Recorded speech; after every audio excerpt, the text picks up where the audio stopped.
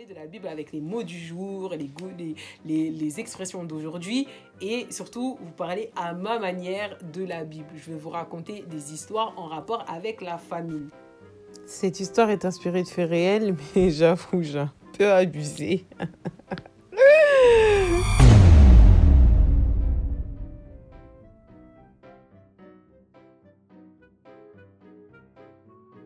Hello la famille, j'espère que vous allez bien. Aujourd'hui on se retrouve pour une nouvelle vidéo qui est totalement différente de ce que j'ai l'habitude de faire. Gloire à Dieu, le confinement ça sert à quelque chose. Déjà pour commencer, j'espère que vous passez tous un agréable confinement. Pour ceux qui aimaient trop sortir dehors là, dommage hein, c'est compliqué. Pour les gens casaniers comme moi, personnellement je vis ma meilleure vie. C'est super chouette. Moi j'aime bien rester seule chez moi, enfermée, ça ne me dérange pas. Pendant ce confinement, il faut essayer de rester focus sur Jésus et donc ça passe à travers des temps de prière, regarder des temps d'enseignement, méditer la parole de Dieu, etc. Même peut-être regarder des films chrétiens, tout ça et tout. En plus d'avoir un équilibre et de se détendre, passer du bon temps avec sa famille, parler avec des gens, parce que personnellement, je vis toute seule, donc concrètement, heureusement vous êtes là, les réseaux sociaux quand même. Heureusement, il y a WhatsApp et tout.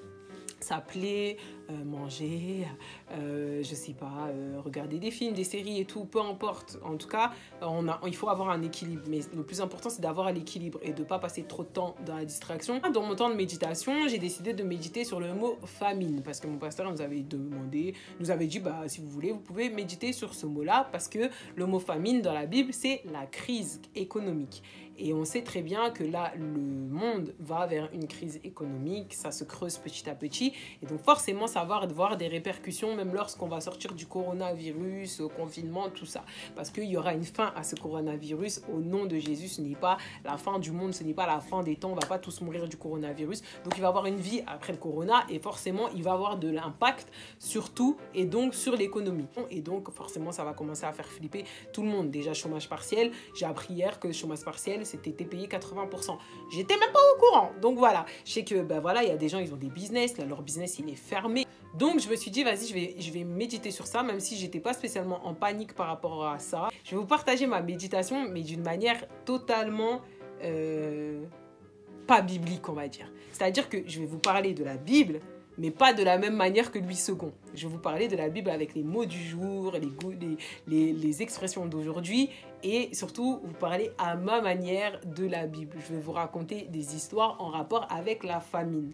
Donc, lorsque j'ai tapé le mot famine dans mon application Bible, j'ai trouvé peut-être 100 versets qui parlaient du mot famine. Donc, j'ai décidé de méditer tous les versets. Et donc là, j'ai commencé et j'ai fini tous les versets qu'il y avait dans Genèse. Mais je ne me suis pas arrêtée à lire juste le verset parce que l'objectif, c'était pas de découvrir ce que veut dire le mot famine, mais ce que Dieu a fait dans les temps de famine. Donc, j'ai lu chaque chapitre où il y avait le mot famine. Dans Genèse, il y avait Genèse 12, 26, 41, 42, 43, 45 et 47. Et surtout, il y a un message dedans parce que, ok, on va rigoler, mais au final, on va voir comment Dieu a agi envers son peuple, qui était le peuple d'Israël. À l'heure actuelle, c'est envers le peuple de Dieu. Comment Dieu va agir en temps de crise économique. Et sachez que le monde a déjà traversé plusieurs crises. Je vous ai dit, il y a presque 100 versets quand même.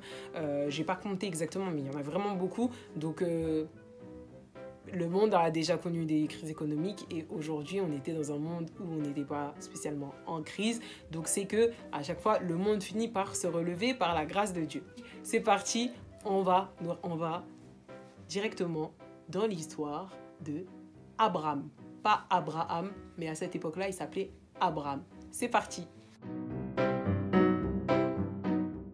Donc, dans Genèse, il y a 7 chapitres qui parlent de la famine. Et dans ces 7 chapitres, on a 3 époques différentes. L'époque d'Abraham, l'époque de Isaac et l'époque de Joseph. Donc, il y a eu une grande famine dans le pays d'Abraham.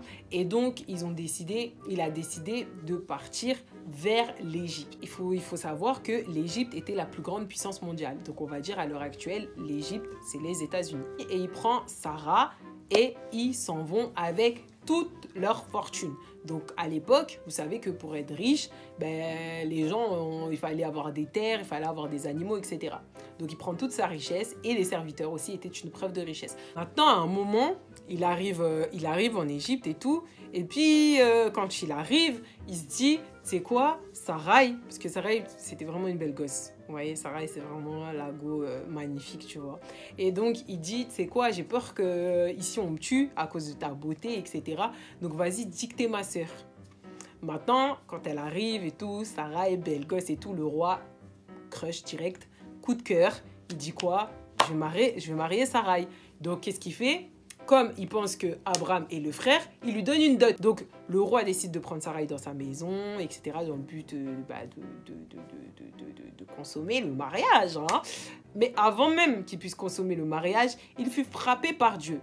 Et là, le roi, il comprend en fait que Sarai, en fait, c'était la femme d'Abraham. Et donc, il va vers Abraham et il lui dit, mais pourquoi tu m'as fait ça en fait? Parce que là, je me suis fait frapper par Dieu. Imagine, j'aurais consommé le mariage, tout ça, blablabla. Bla, bla, bla. Maintenant, le roi, il est saoulé. Il dit quoi? Il dit à Abraham, vas-y, pars. Et il dit quoi? Il dit, laissez-le partir avec tout ce qui lui appartient. Donc, quand Abraham est arrivé, on est d'accord, il avait ses serviteurs et ses animaux, ainsi que Sarai. Il ressort avec ses serviteurs, ses animaux, Sarai et bien sûr la dot qui lui a été donnée. Quand Abraham quitte l'Égypte, il quitte encore plus riche que lorsqu'il est arrivé. Pourtant, dans ces temps-là, il y avait déjà la famine.